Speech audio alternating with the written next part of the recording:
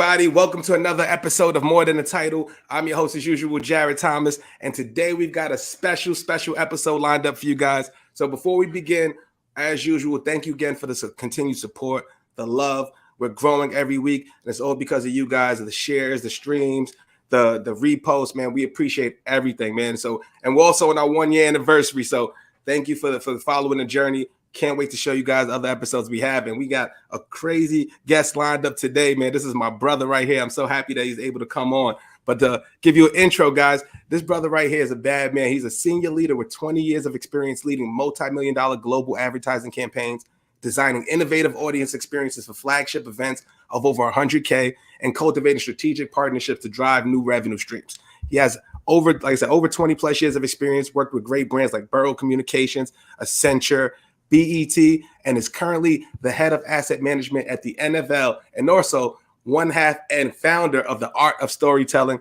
co-hosted with Ken Gibbs. I want to introduce my brother, Emmanuel Nunn. What's going on, bro? What's going on, sir? I appreciate you having me.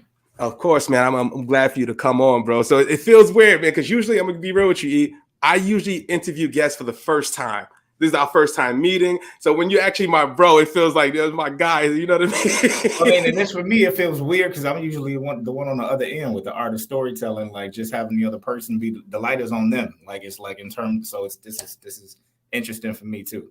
Love it, brother. Love it, brother. I would, matter of fact, man, let's start there. Let's start at the start of the art of storytelling, brother. Where did the idea come from? And you know, where did that cultivate, and how did the whole idea and you putting it together come about? It really started with the genesis was, I mean, as you know, it's currently at Soho House, and that's where it was birthed at as well. And it started from, I went to an event at Soho House at that point in time, like I had only been a member for like maybe a couple of months. And the panel didn't show up. Somehow they got their wires crossed between the people that were supposed to be there for the event and Soho House themselves. And for those of us that showed up, it was just like, well, we're all in creative industry, so let's just sit around and have a conversation. And from there, the head of programming for New York was in the room and was sitting with us and was essentially like, this was just a dope organic conversation. If any of you have any thoughts or stuff you want to do programming wise at the house, like to let her know. And I immediately was like, yeah, let's do lunch.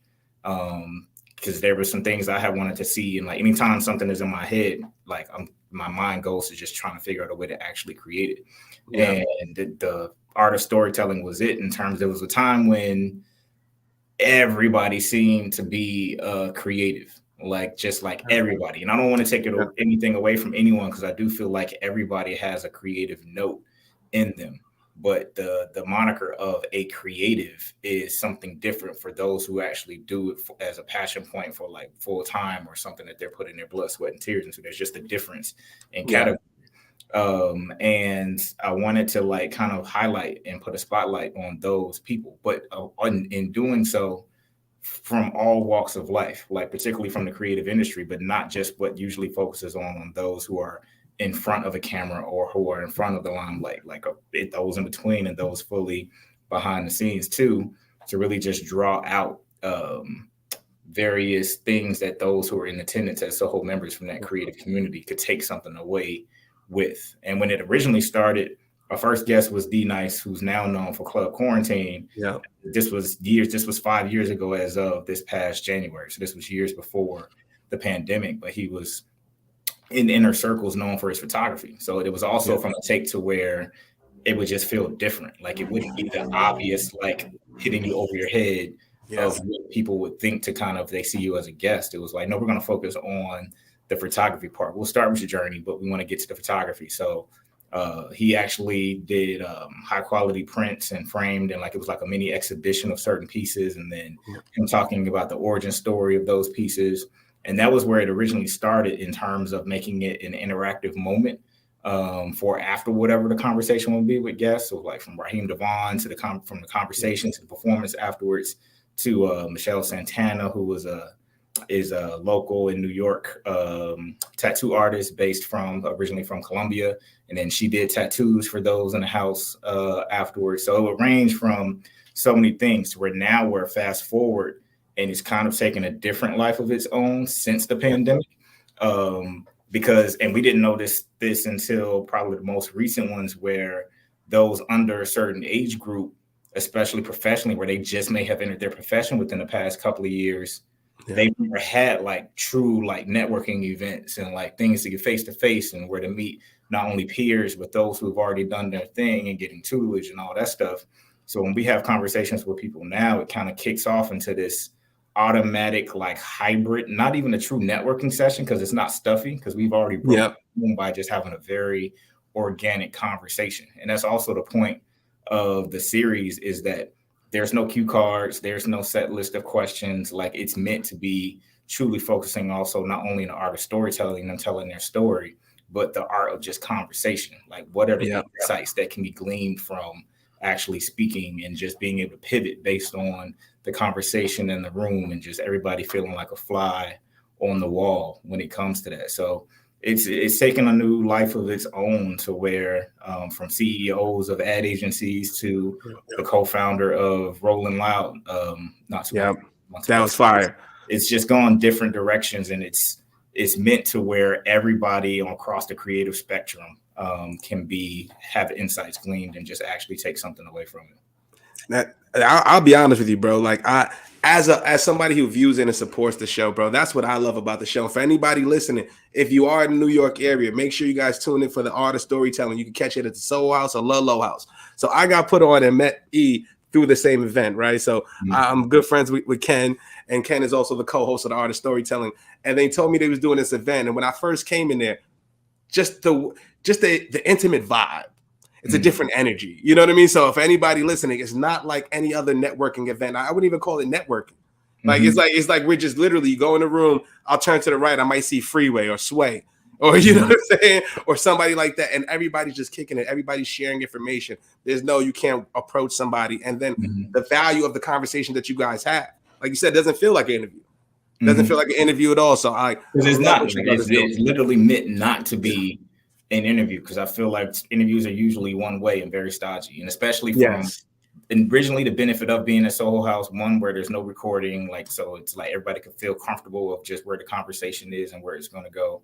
But then not only that, just the aspect of the cachet that originally that Soho House brought, where we'll have guests actually eager to actually be involved with it.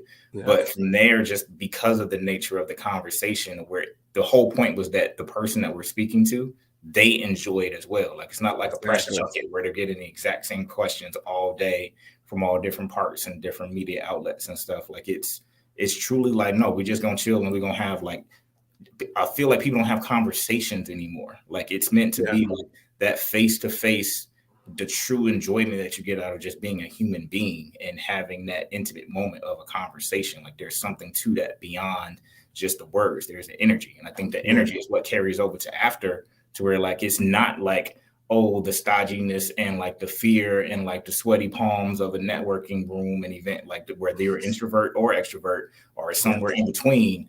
You're going to feel like family in the room after what we've set up with that conversation. Just because that's the energy we're trying to build when we're in there. Absolutely. And the fact, like you said, the fact that you don't record and can't record, the level of authenticity that you get from the guests is bar none, right? Like, so that's something that I truly enjoy about the show, bro. And I want to ask you something about this. I talked to a brother. I don't know if you're familiar with him. His name is David Shans. He actually has a show called Sleep is for Suckers. I don't know, the Social Proof Podcast. Okay. Big dude in Atlanta. They interviewed Wallow, Gilly, a lot of big dudes. And I met him at a Podfest. And he has a similar show like your guys, like concept, right? So, and we were arguing about online versus in-person shows, right? So I want to hear from your perspective, like, how difficult is it to actually schedule it out, schedule it out, plan properly, make sure you're aligned with your calendar and the guest calendar and all those other things. Like, for me personally, I felt it was easier digital, and I feel like you can scale, but I would love to hear your perspective, because me and him, we both saw value in both. He's telling me to go in person. He's like, man, get E in person, man. I'm like, man, why don't you get Wallow online so you can scale this thing? So, you know what I'm saying? So we was arguing, brother. So I would love to hear your perspective and your experience thus far. I mean, I'll have to preface that I am honestly biased, just because especially after quarantine and everything, I'm tired of screens. So that's just one aspect that's just going to have me biased in general. But then on top of that, I just don't think you can get the same type of energy. You can't really get any from just without being actually there with in the same room as the person. Like I think you get a certain level of intimacy when you actually are exchanging energy with a person. Like you can actually feel their vibe. Like you can tell, like, oh wait, that's a sour point. And being Yeah. able to really like as you get used to it and just knowing how to professionally like, is that a sour point just for the sour point's sake? And it's like, all right, that don't go there. Or is that a sour point in terms of like, no, you need to get that out. Like, what's the story behind that? Or even if it's like a matter of like, yeah, no, I don't want to go there. That's not the energy I'm trying to really go. All right, cool. I'm gonna respect that. But okay, let's just say then if somebody in the audience is dealing with something similar, like, I don't want you to have to go into the energy space, but just like tell us about the just what you would suggest for if they were, and then drawing out this hypothetical thing that connects to that sour point, so that everybody can have a moment of just that human connection. And I don't think you can really get that.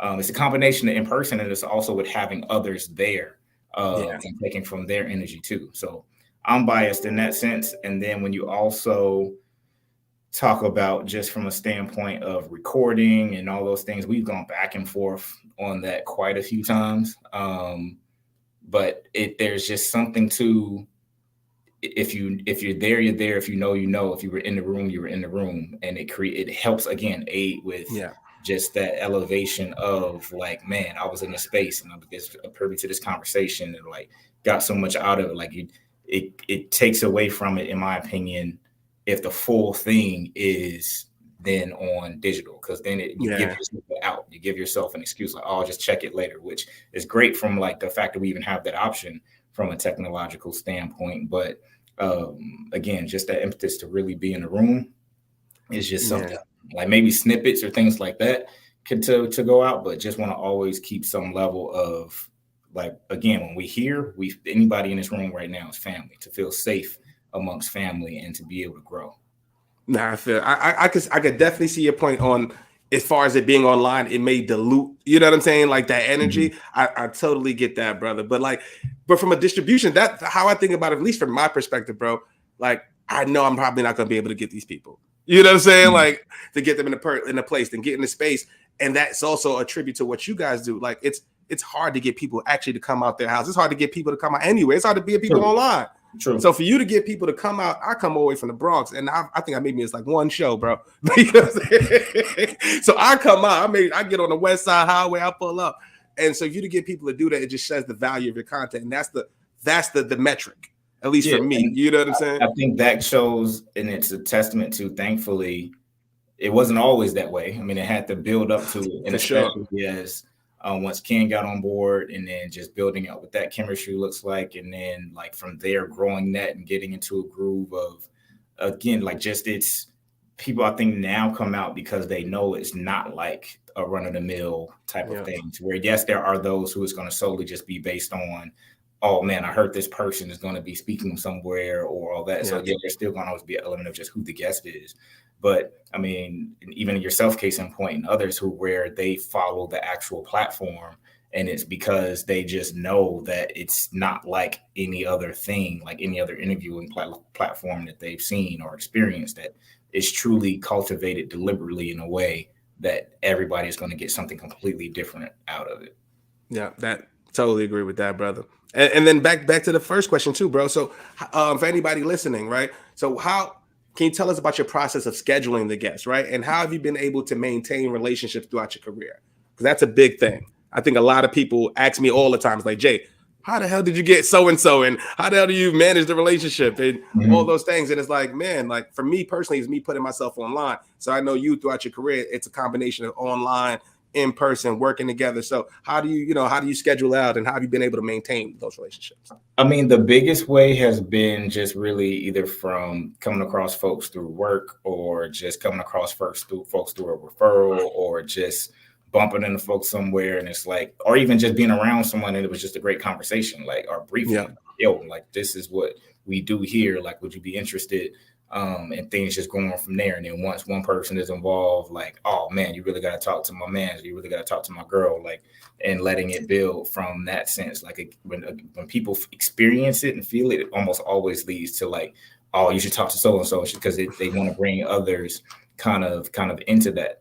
And then in terms of just really just not only just the scheduling part, but like the time and just how over time of doing it, it's not easy. It can be extremely like draining at times because you got to figure out schedules, you got to coordinate schedules. Sometimes it just doesn't work because again, we're dealing with a physical space, are the dates available, and then working with those dates.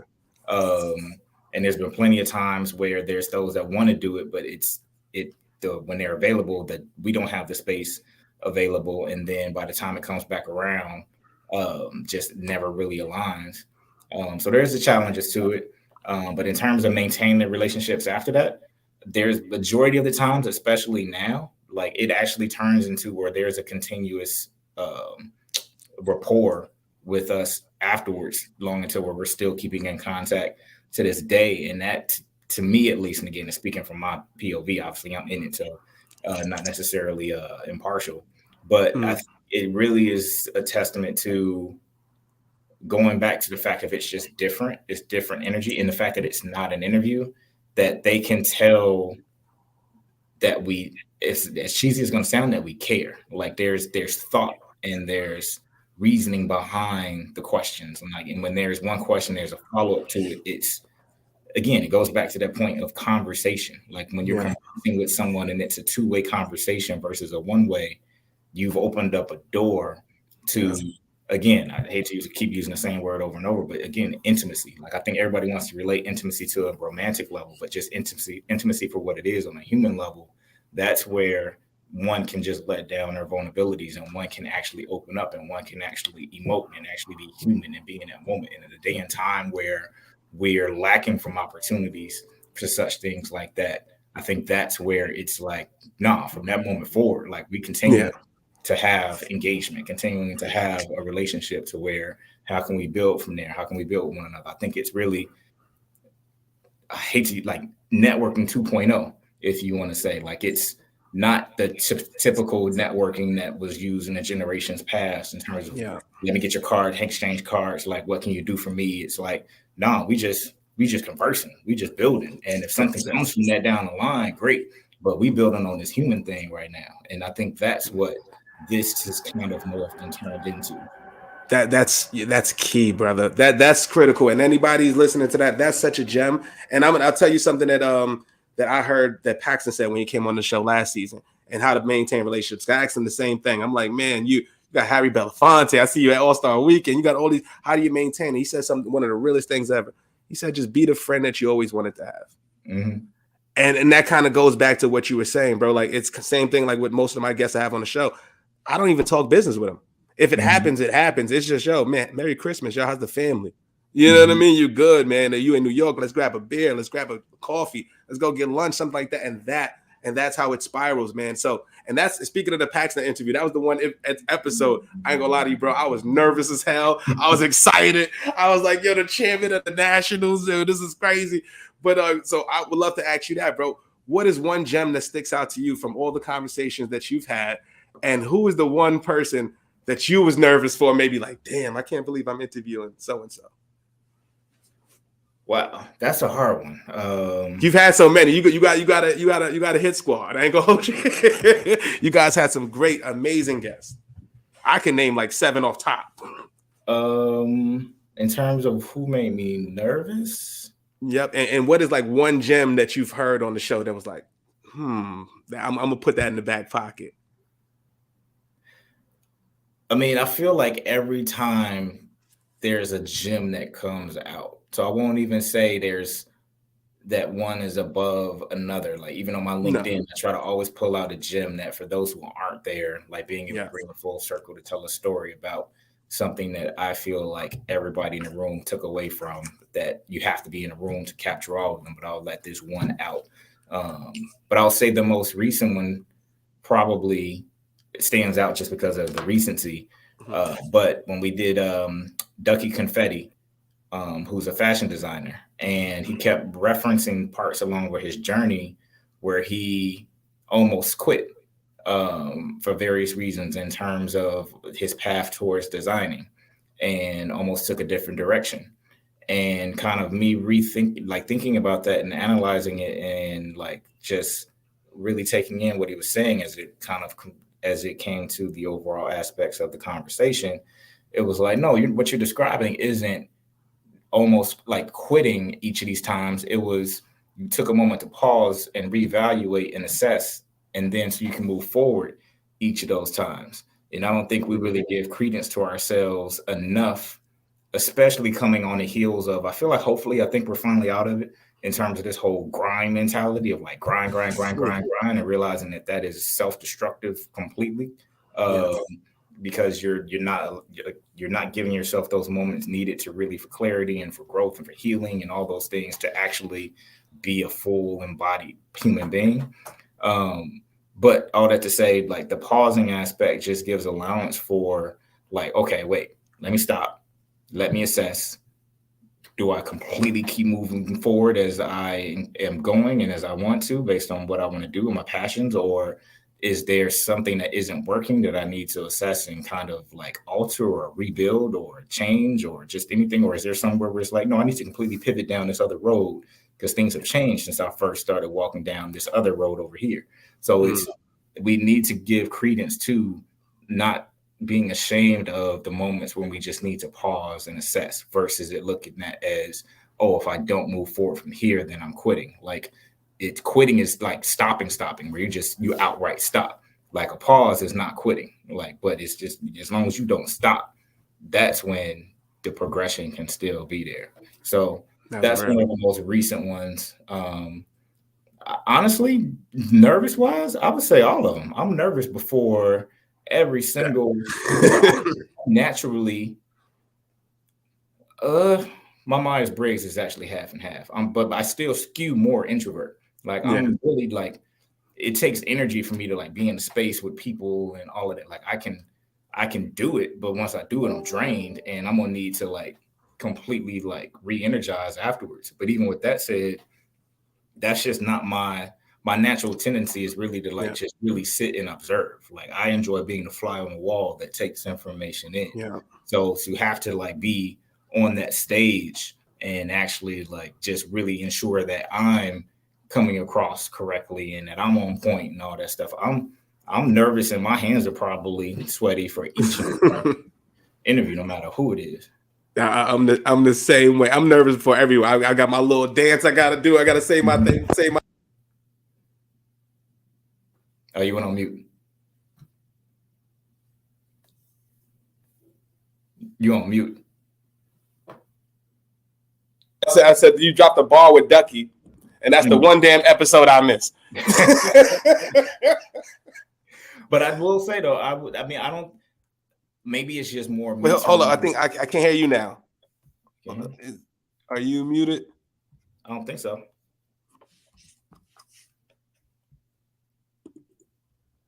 I can't hear you now. Let me just make sure.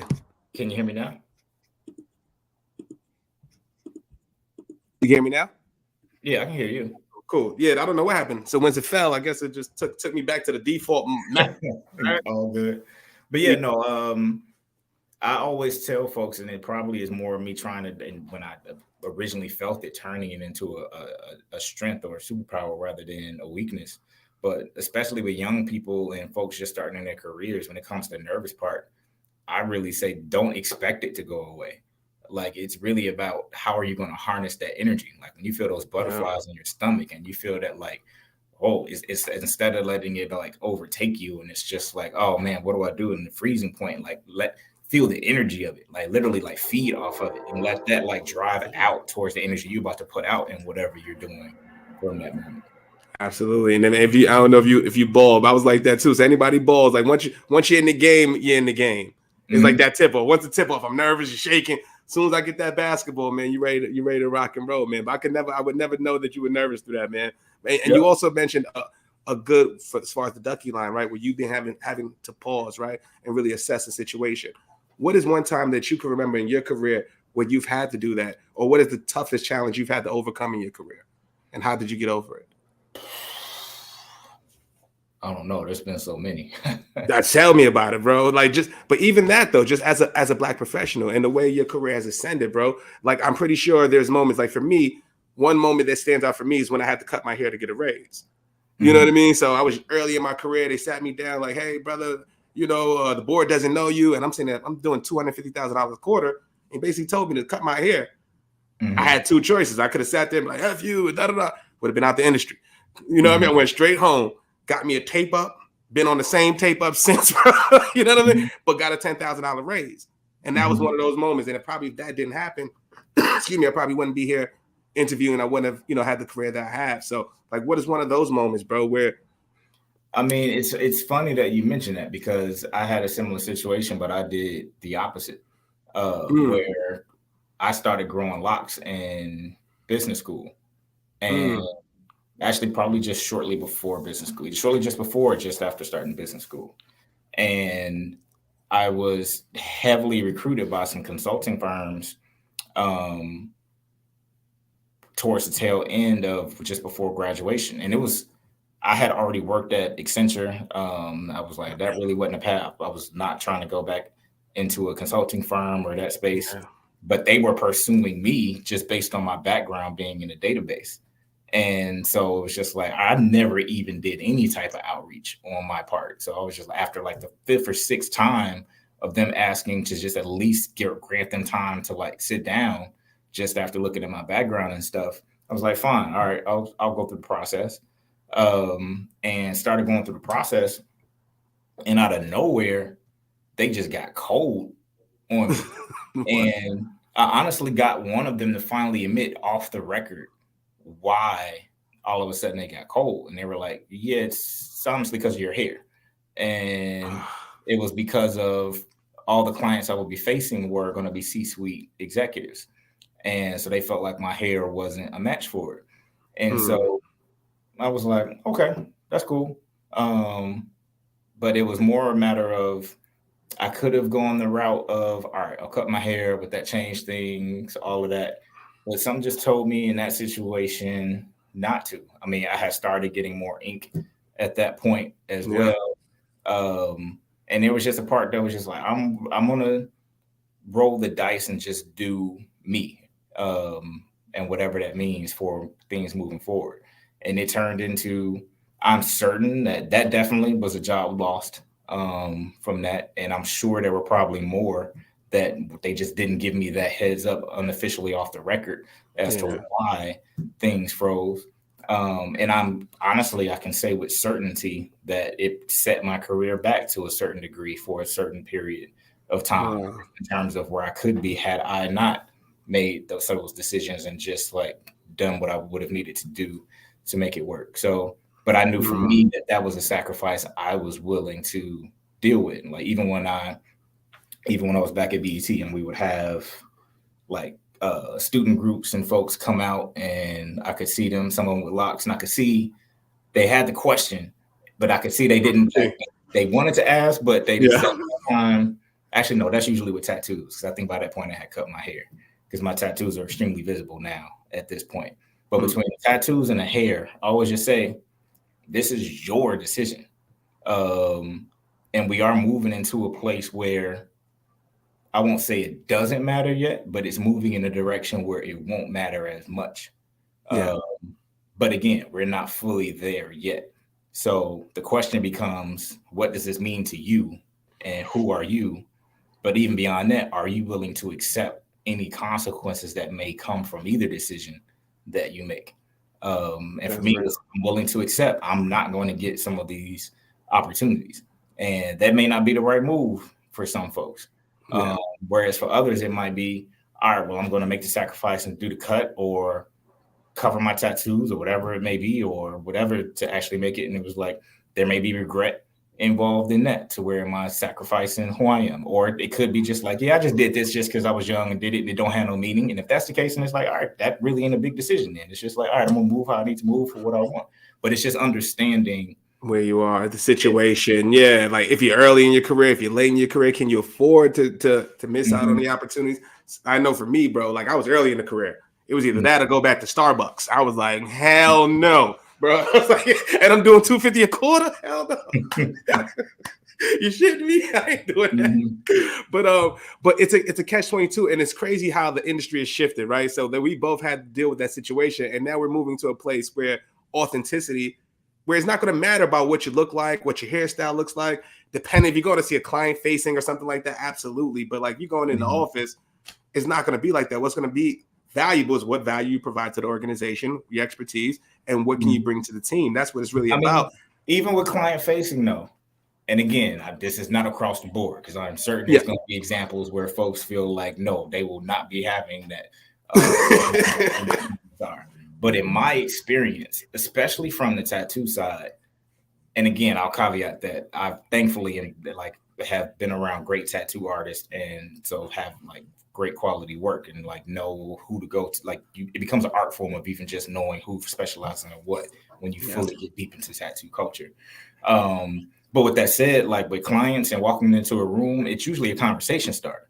Like, and it also differentiates you. Like I've had more cases of you just stand out differently in a good way to where it's not like the cookie cutter. Especially, I mean, I'm in so there's that element as well to where it works in my advantage to where I do stand out from a crowd.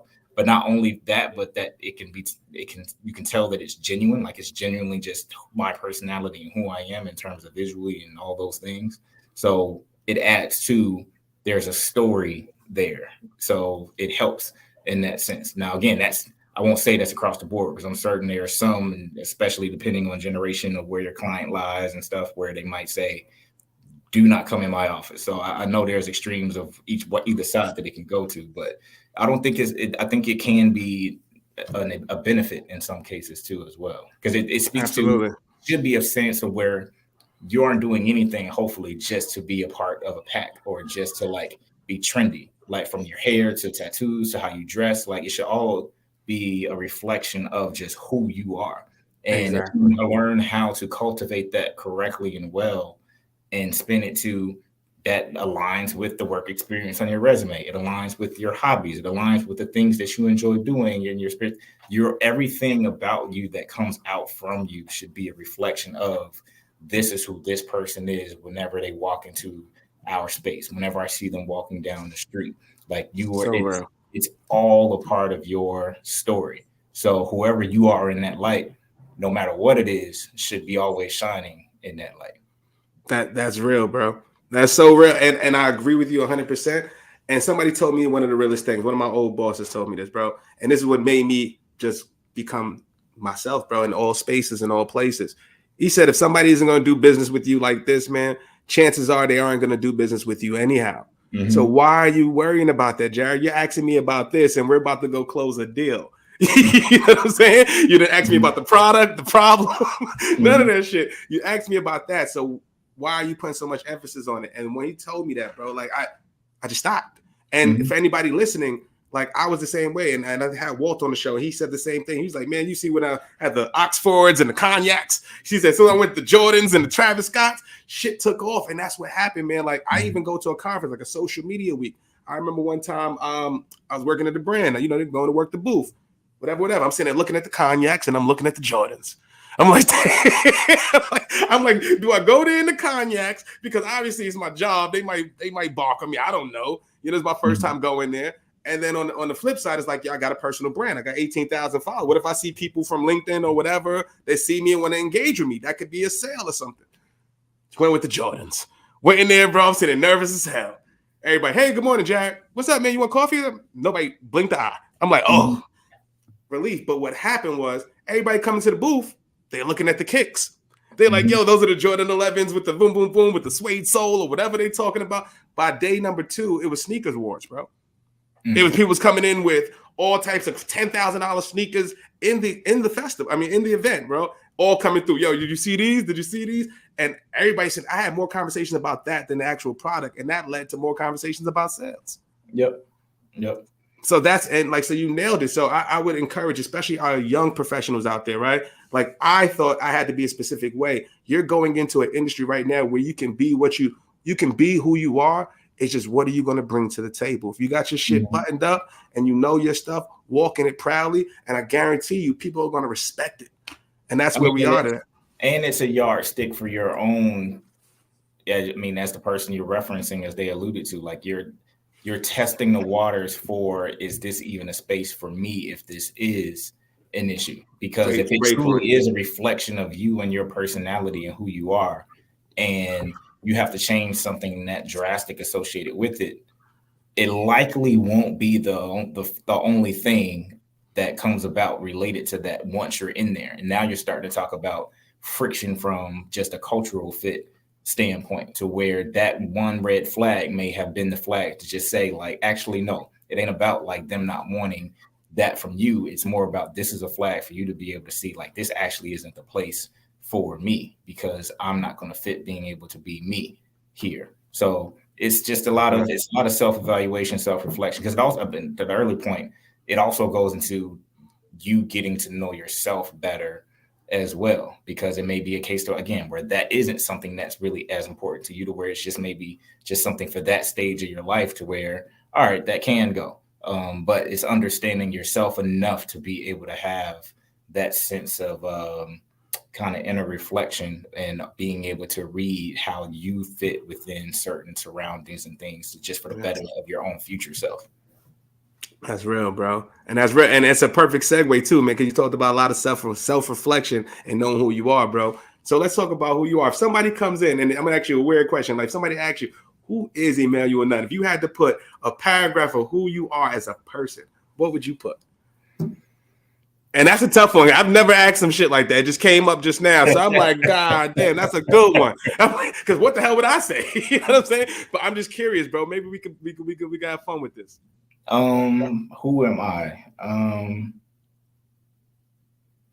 Today, I would say the biggest things that come out for me for who I am is really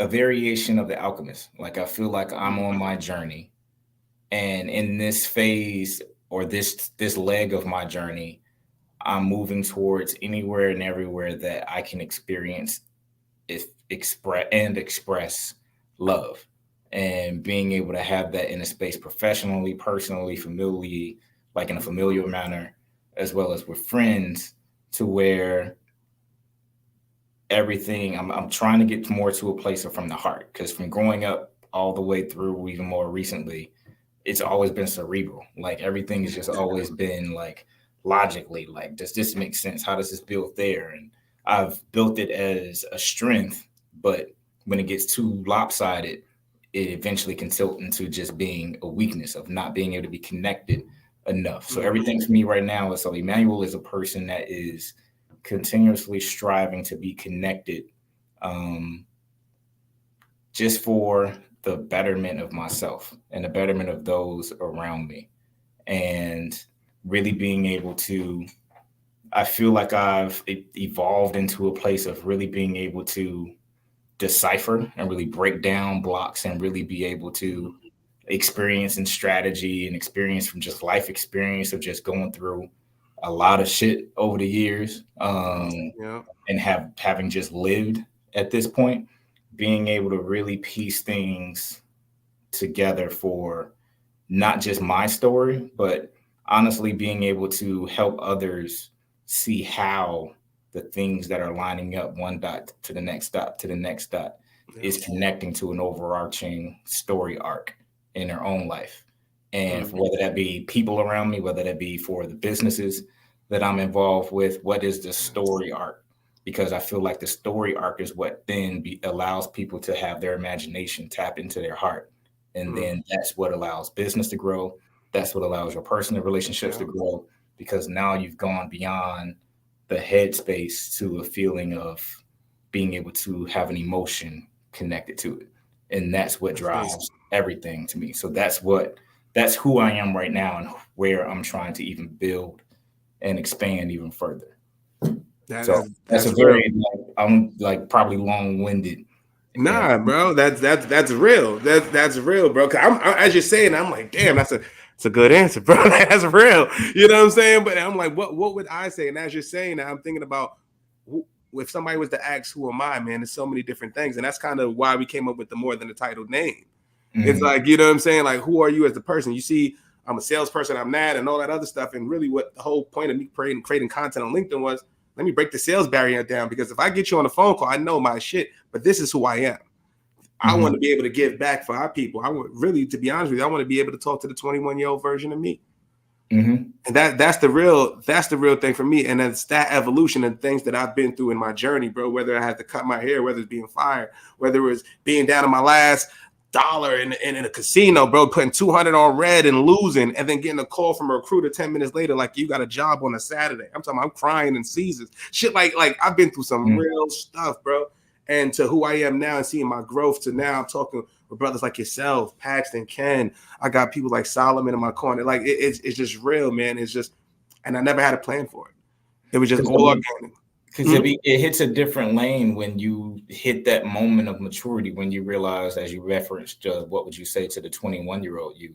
When you realize there are a lot of 21-year-old yous out there right now. Yes. And a lot of 15-year-old yous, and a lot of 20-year-old yous, and 25-year-old yous. Like there's, and that's when things just really shift in terms of your self-awareness goes to a whole different place. Like even now, like I'm still in them. I sometimes have to slow myself down just because of I'm always thinking about, okay, but what do I want to do next? But I'm not there yet. I'm not there yet. And then just those moments when those around you, who are those 20-year-olds, 21-year-olds, 25-year-olds, 30-year-olds that are around you, and just like you can see it in their eyes of like, I mean, but how do I get there? Like, how do I do that? And it's like, oh, wait a minute. Like, there's so much more power I can do with this in terms of don't think about what you can do here where I'm at right now. Like, I can see in you these things that aren't in me, and any pitfalls that I may have done. So what questions do you have, or like what do you want to do to where you can get to where, quote unquote, I'm at 5 years earlier than what I did? Like, how can you be better? Yeah. That's when you start to just see things in a whole different light. That's so real, bro. And speaking of that, when you were the 21-year-old you, who was your biggest influence and who's helped you throughout your career? 21, where was I? 21. So probably at that moment in time, some of my older fraternity brothers, because my mind was starting to just be opened up in different ways. But overall, there's a few. There's my father in different ways, one of my uncles in different ways, because they were so completely different. But I always kind of liken it to a feeling of like when I was really young, particularly before my uncle passed, that I had two fathers, because they were very different. And I picked things from both of them. And then my mother, and then I had a sponsor in high school. I was in this organization called Link Unlimited in Chicago. So like being able to like see things from a different walk of life from that standpoint, but going to Bulls games and seeing Jordan play and going to actually nice restaurants, had never experienced that before in my life before that point. So there was just so many different teachers. Everybody played a part in their own way. Like I still remember specific quotes from teachers in third grade and fourth grade when they were talking to me, and things to like, okay, don't forget this. And like to this day, I still remember that. Like it's the influence that different people have in our lives, even when they're only there for a season, is so underappreciated and underrepresented of what it means to an overarching scale of who we become as adults. So it's a lot of people. Like it truly is, as cliche as it's going to sound, there was a complete village. I mean, from my grandmother, just so many different people. Takes a village, brother. And you mentioned it too, man, because I'm one of the very few in my neighborhood, bro, out of all my friends that had the influence of my mom and pops. You know what I'm saying? So my mom and pops was the neighborhood mom and pops. You know what I'm saying? And I know you know how that goes, bro. You go out to your pops. You see, like, what the hell? You ain't saying what up to me, bro. You know what I'm saying? Like that's how my neighborhood is, man. So I would love to hear from you, like what's the impact of that, right? Were there other friends around? Were you the only one like myself who had the influence of both mom and pops, and how did it impact you? Well, I had them around at different times. Okay, that's Like right. it was like because my parents got divorced and then got back together. So there was a period of time where like my uncle was more there more than my father, and then but both majority of the time where they both were there. So it was one of those quintessential, just like sad to say, like South Side Chicago stories in a way. Mm, But there were just serendipitous things that came into play that probably, I won't even say probably, that definitely had an extremely influential part of just who I turned out to be. I mean, mm, one thing that stands out, it's ironic because I don't think I've ever talked about this publicly. I wrote about it in a poem on my IG, but unless you really were paying attention, you definitely did not know I was talking about me, and you may not have mm, even picked up on the full story. But mm, there was a moment when I was probably 5 or 6 where my father did go to jail. Like he never went to prison, but he went to jail mm, because one of my cousins, like one of his distant cousins, was like got high on drugs, attempted to try to stab him, like went into a bar and tried to stab him, and my mm. father stabbed him first. And so during the period when Defense. he was in jail for it, I just remember I believe my mother and my sister went to visit, and then I think my mother went up and my sister stayed down outside with me because my father had relayed the message: "Do not let him up here to see Yeah, me." I had no idea what that meant. I'm just like, why aren't you wanting to see? I have a yeah, memory of looking through the fence, looking up, and just like knowing he's in that building, but I can't see him. But then, especially going into advertising and marketing when I got older, just the imprint of that, mm, and just what does it mean when so many black boys see older black men, and especially if you start talking about influential black men in their lives, in a jumpsuit on the other side of a table. And somehow, I don't know if it was deliberate. I actually need to ask him. But to have the wherewithal of, I don't want him to see me like this. And so I didn't see him until, I don't remember how much time, it wasn't a long period of time until he went to trial for it. But he would not let me see him in that light.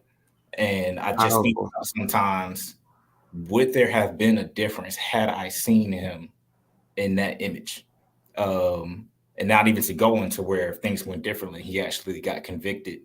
for attempted murder and was gone Wow. brought out all those years. But he didn't. I didn't find out how close it came to that until like maybe a few years ago when he was talking about the story to one of my another one of his older cousins, and was saying only reason he didn't is because a witness came forward, the bartender from the bar, that heard Wow. him saying, "Leave me alone, get away from me, I don't want to hurt you." So that automatically meant that it could not have been attempted murder because he was saying like he did not want any, basically he didn't want any problems. So it was self. Yeah. Self-defense. Easy. Had that testimony not been there, it would have been a whole different story.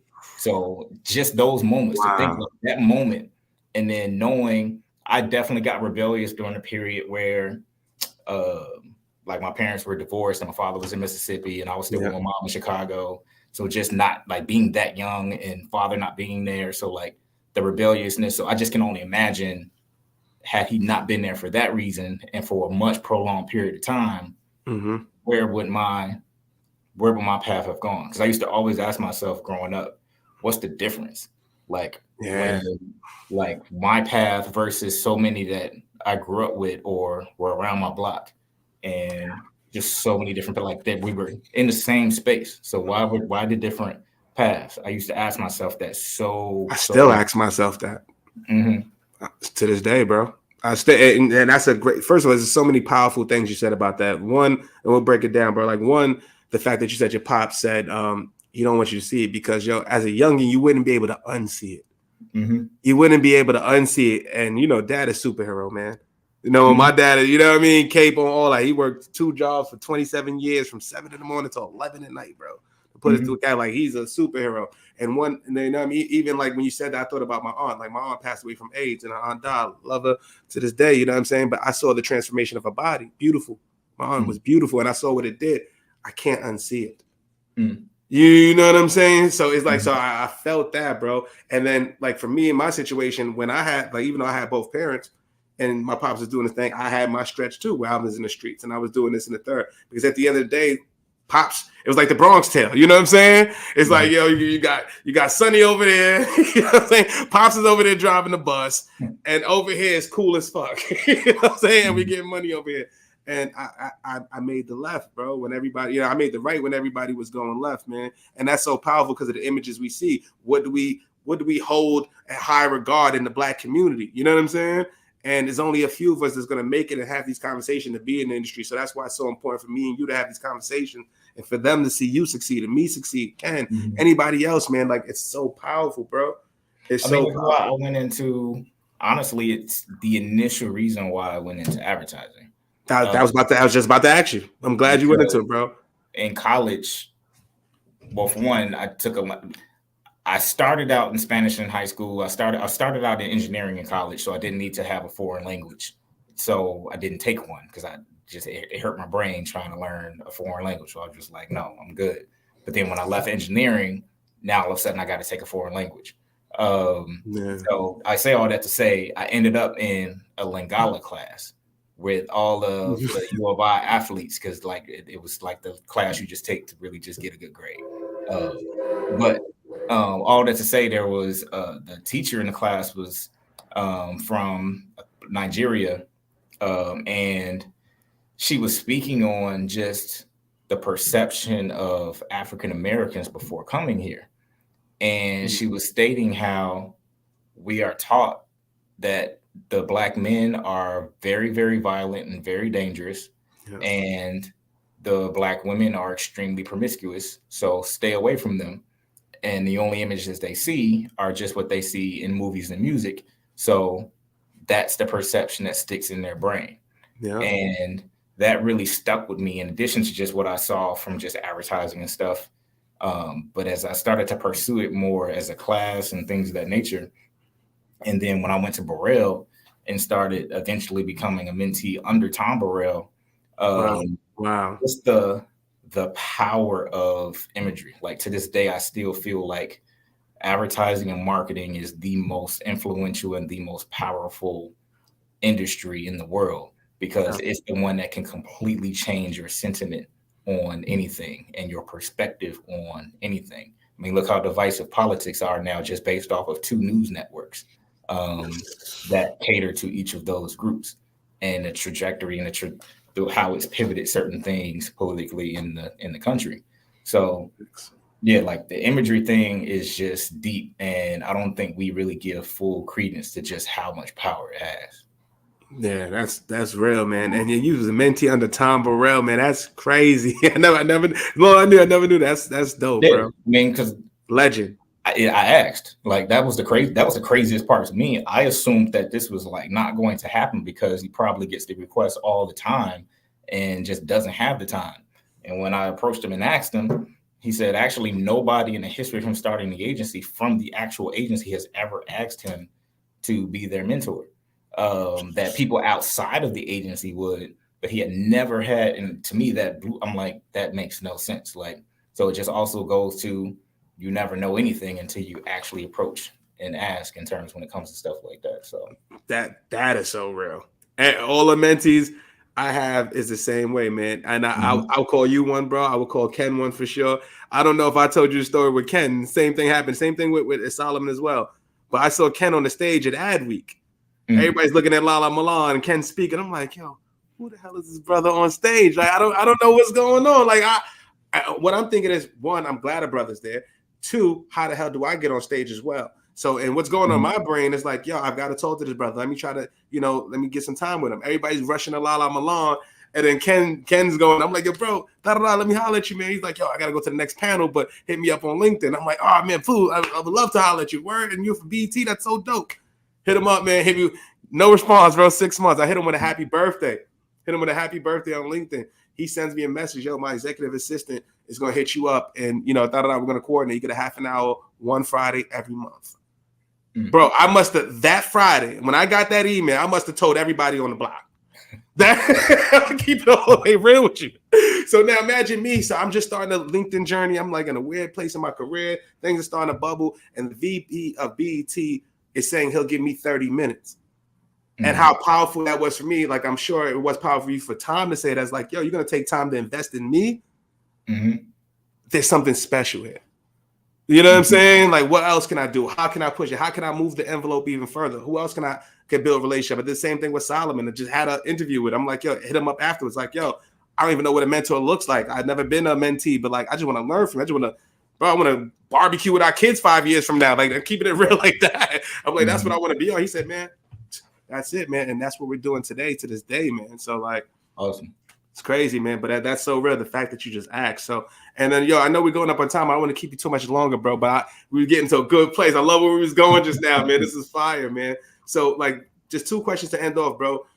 What advice would you give to the 21-year-old yourself or other young Black professionals out there right now that aspire to be in a similar position as yourself, working for major brands, you know, and accomplishing what you have? I'll answer differently for each one. For myself, I would just say, just know it's going to be okay. Keep going. And then to more general, anybody else that want more so in terms of getting into the industry, getting into marketing, advertising, entertainment, sports, whichever lane, really be yourself. And I know it sounds easier.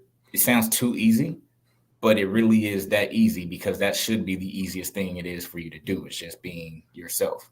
Take the time to really do the reflection to know yourself, and then let that shine into confidence of being yourself.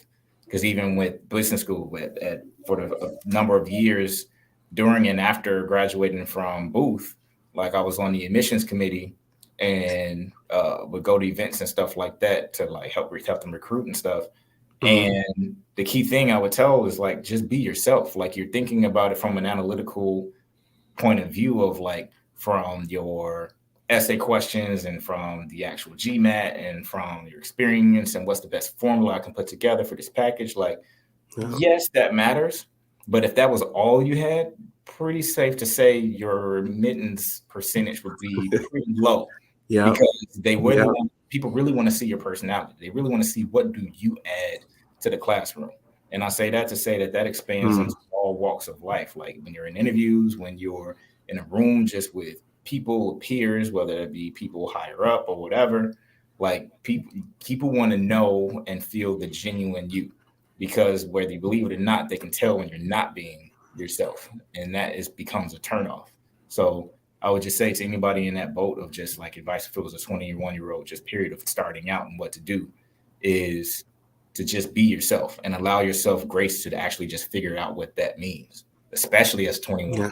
You have so much time in front of you, even though the world presents in front of you like you don't have time and have to be in this grind mentality. Like, there's patience. Like, there is no overnight millionaire, at least not legally. So it's take the time and give yourself the grace to where, again, that take the time to pause and reset. That ain't the same as stopping. Like, do the reassessment. Like, does this feel good? Does this fit? Like, am I feeling like I'm adding value to myself, to those around me, to what I want to do? Am I enjoying this? Like, and if you're not really being able to have the confidence to say, all right, then it's okay. Like, I can reassess. So just that pause and that reassess. Yep. You nailed. That was a bar, bro. We know we're gonna have to clip that up. But you can't be yourself if you don't know yourself. That was real, man. And like you said, bro, that's what it's all about, man. So to be able to pause and reset. And now there's the last one, bro, because we didn't go into something. And you've done so many great, amazing work as far as your career wise. What's the one career event? What's the most memorable event of your career? What is one event that you've done or one campaign that you've done? I got to ask everybody that comes on, what's one that you was like, man, that you hang your hat on right now, one that was extremely difficult, but you pulled it out? The most memorable, honestly, ain't even from professionally, because it was probably one of the first ones I just ever did that I had to overcome so much to do. And that was way back in undergrad. And was it for chapter? Was it for the fraternity, or was it for this one? This particular one was for the fraternity.